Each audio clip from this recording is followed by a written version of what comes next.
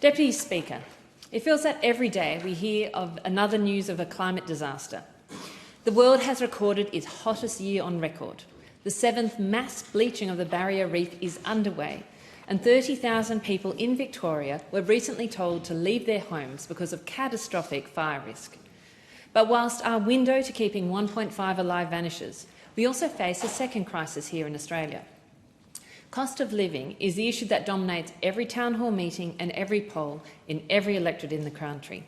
And whilst many people want to talk about interest rate rises or an unfair rent hike, many others want to talk about their power bills. Because over the last year, retail power prices have risen over 20%. These power bills were driven up by our dependence on ageing coal plants and expensive gas.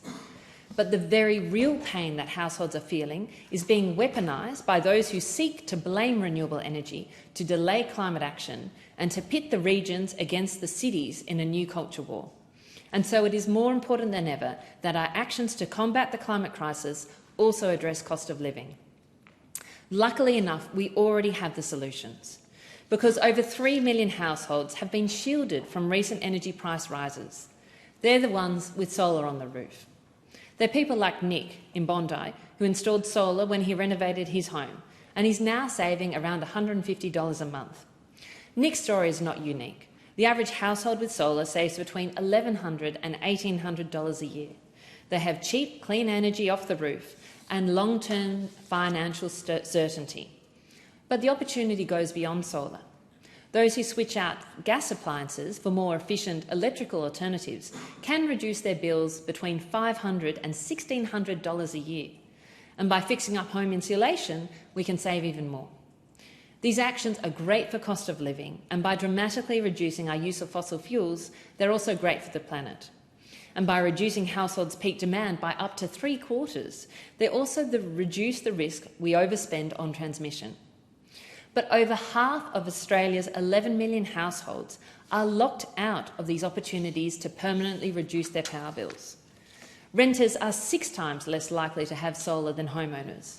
The home is much more likely to have a 0 Energy Star rating, because there's not much incentive for landlords to take action and no laws that compel them to do so. Renters are left frustrated and out of pocket.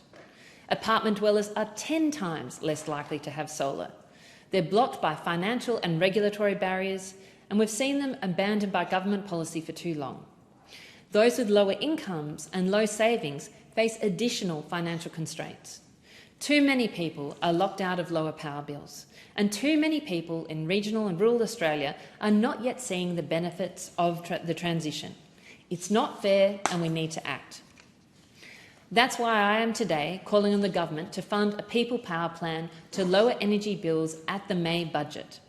The plan should include 1. Support for households who are being left behind, particularly renters, apartment dwellers and those on low savings or with low income.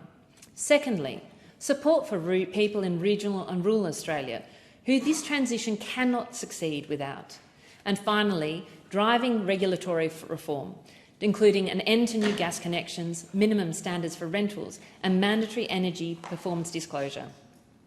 We need a multi-year additional funding commitment that supports an additional 500,000 homes to electrify over the next 3 years. And it can be paid for by properly taxing windfall profits of the gas industry, by lowering the deductions cap on the petroleum rent resource tax to 80%. Earlier today, 14 organisations, including ACOS, Rewiring Australia, Better Renting, the Smart Energy Council, Think Forward and National Shelter, wrote to the Treasurer and Energy Ministers to join my call. And I'm delighted that many of these advocates, representing renters, apartment dwellers, young people, low-income earners, people across Australia, are here in Canberra today. The government must listen, it must heed their call, and it must deliver a people power plan.